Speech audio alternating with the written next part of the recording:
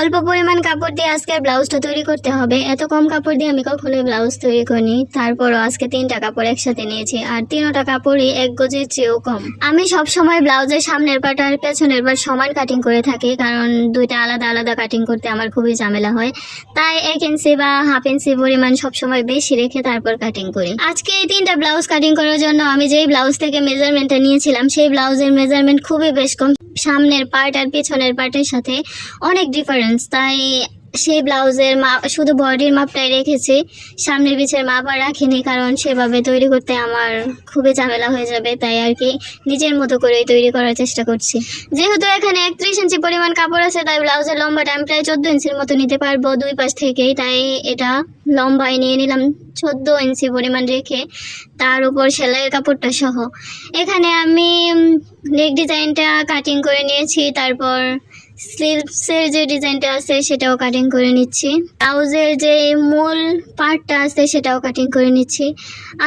এখন আমি ব্লাউজের তালপাটটা কাটিং করবো না, যেহেতু 3টা ব্লাউজ একসাথে কাটিং করছি। যদি উল্টাপাল্টা কাটিং করে ফেলি তাহলে আর ব্লাউজটা ঠিক করতে পারবো না কোনোভাবে। তাই যখন সেলাই করব তখন তালপাটটা কাটিং করে নেব পরবর্তীতে। এখানে 2টা কাপড় শাড়ির সাথে ছিল, আর সেখান থেকে ব্লাউজটা তৈরি করা হবে। তাই ওই 2টা কাপড়ের নিচে একটু লম্বা বেশি, তাই হাফ ইঞ্চি পরিমাণ বেশি কাটিং করে নেওয়া হয়েছে। আর এখানে কাঁধের যে ডিজাইনটা আছে সেটা হাফ ইঞ্চি ডিপ করে কাটিং করে নেওয়া হচ্ছে, যেন ব্লাউজের শেপটা সুন্দর হয় আর কি। এই হচ্ছে আমাদের ব্লাউজের বডির যেই পার্টটা আছে সেটা। এখন আমরা হাতাটা ড্রয়িং করে নেব। আর হাতা ড্রয়িং করার জন্য 1 ইঞ্চি পরিমাণ রেখেছি নিচে ভাঁজ করে যে সেলাইটা হয় সেই সেলাইটা দেওয়ার জন্য। আর লম্বার মাপটা আমাদের হাতা এখানে থাকবে প্রায় 8 ইঞ্চি পরিমাণ। কিন্তু এখানে হাতাটা সেলাই করার পর আর কোনো কাপড়, একটু কাপড়ও বেঁচে থাকবে না, যাতে ব্লাউজের বোতামের যেই শেপটা নিয়ে আসা হয় সেটা তৈরি করা যায় আর কি।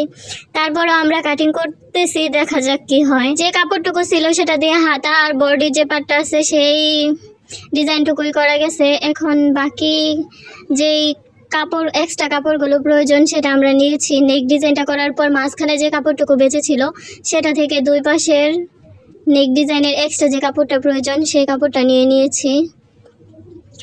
আর এই মাঝখানের কাপড়টা দিয়ে এক পাশের নেক ডিজাইনটা আমাদের হয়ে গেছে।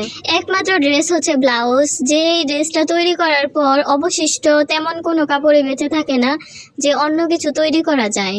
ব্লাউজের মূল যে পার্টটা ছিল সেই পার্ট থেকে একটু কাপড় অবশিষ্ট ছিল না এই কাজগুলো করার জন্য আমাদের। এই যে আমরা এই গলার ডিজাইনটা তৈরি করলাম, তারপরে বোতামের জন্য এক্সট্রা যে কাপড়টা নিলাম, এগুলো সবই বেঁচে যাওয়া কাপড় হাতার সাইড থেকে আর কি। আর এটা দিয়ে আমরা ব্লাউজের বোতামের যে সাইডটা আছে সেটা তৈরি করব। আর এক পাশে বোতামের ঘর তৈরি করার জন্য যে এক্সট্রা কাপড়টা প্রয়োজন সেটা তৈরি করব। এখানে বোতাম সেট করার জন্য যে কাপড়টা প্রয়োজন সেটা একটু শর্ট পড়ে গেছে, যাই হোক কিছু করার নাই, একটু চাপিয়ে সেলাই করে দেওয়া যাবে।